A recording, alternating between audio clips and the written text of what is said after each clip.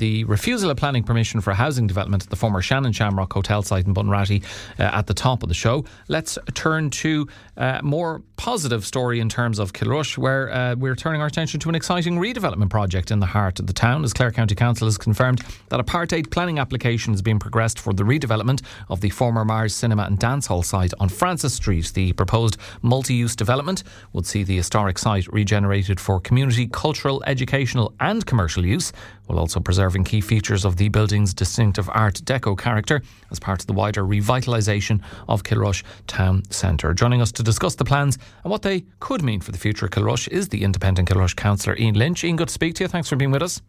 Good morning again. Your thoughts on this news that they're moving forward, the local authority, with the Part 8 planning application? Yeah, look, Alan, it's extremely exciting for the town of Kilrush, and you could see it just across all social media platforms. There was a real air of positivity and excitement, and if you see the posts, even on Clare County Council's social media pages, it was all positive, which was great to see. Like, do you think this building, I suppose, ceased operation in the early 90s, and for a long time we thought all hope was gone that would ever return back to life.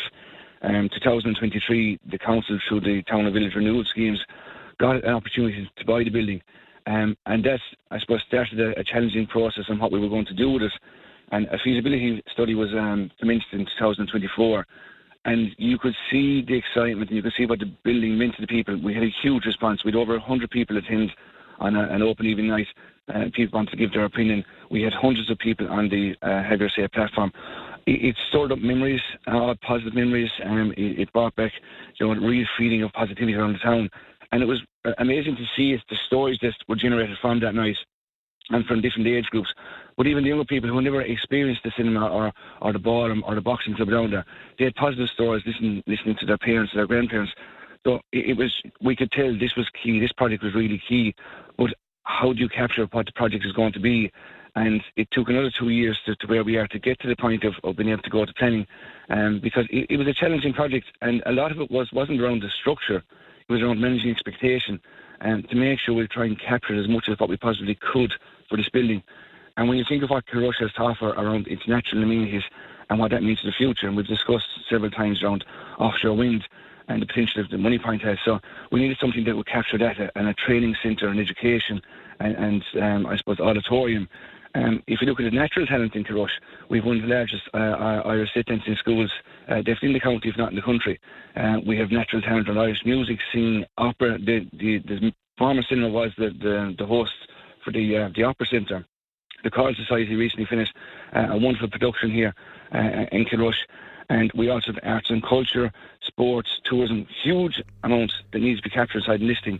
So we spent an awful long time, and I have to say huge thanks to Carmel Kirby and her team from Clare County Council. John O'Malley has been absolutely phenomenal, and just want to mention Mike Corey, who spent hours, 12 o'clock at night, working Saturdays and Sundays to try and capture what this could be and how it could potentially change the town. I mentioned, Ian, at the outset that it will see the site regenerated for community, cultural, educational and commercial use. And I guess when you think of those different elements, how important is it that the redevelopment becomes, there's more focus on community and it becomes a genuine community space rather than just another commercial project, and to that end offers opportunities, as you've touched on, for local groups, artists, sports clubs or community organisations to benefit?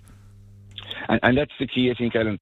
We've seen capacity being built over a number of years in Kilrush. We have a number of housing projects, social housing projects built in Kilrush. We have the investment in the wall gardens. What we're lacking, like the previous conversation, is amenity and youth space.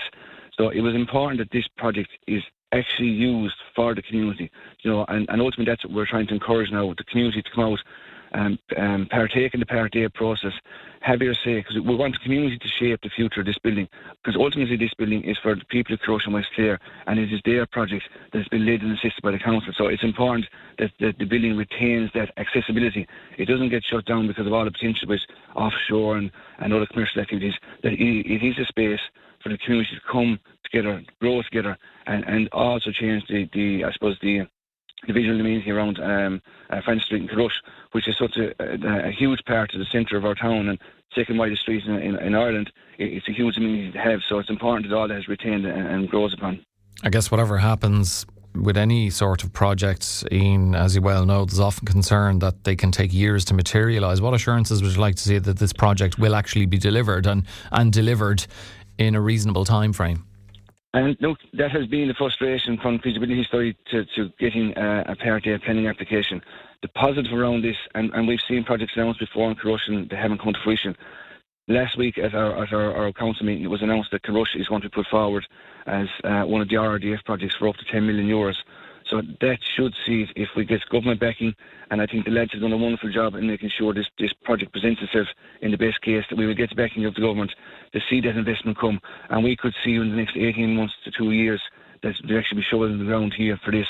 But that's what we have to lobby now, our TDs, to make sure the government recognise the potential for this project and the regeneration that's going to bring to the town, and the rejuvenation of not just a derelict building, but just a solid building block for the future, to give the community something to be very proud of, and to reinvest in the town, and to give a strong sense of community as well. So I think this time we have real potential to see this project be shovel ready soon. Of course, I'm sure everyone in Kilrush is going to want to have their say. There is public consultation. How would you encourage people in Kilrush to engage with the consultation process before the deadline of the 29th of June?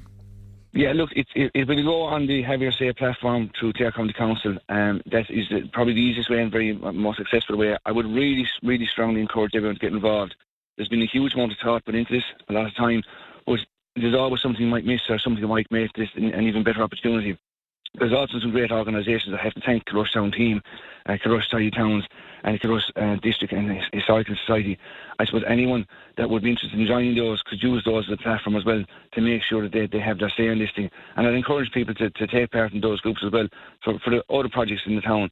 But it's vitally important that everyone has their say, everyone has to look at the project, and if there's anything they think they can add to it, by all means, use the platforms, or come to me or any of those groups, and we can lodge their opinion for them. Okay, potentially exciting times ahead for Kilrush. Ian, thanks very much for having a chat about that with us. Thanks very much, Alan. Thank you. The independent Kilrush councillor Ian Lynch with us on Morning Focus.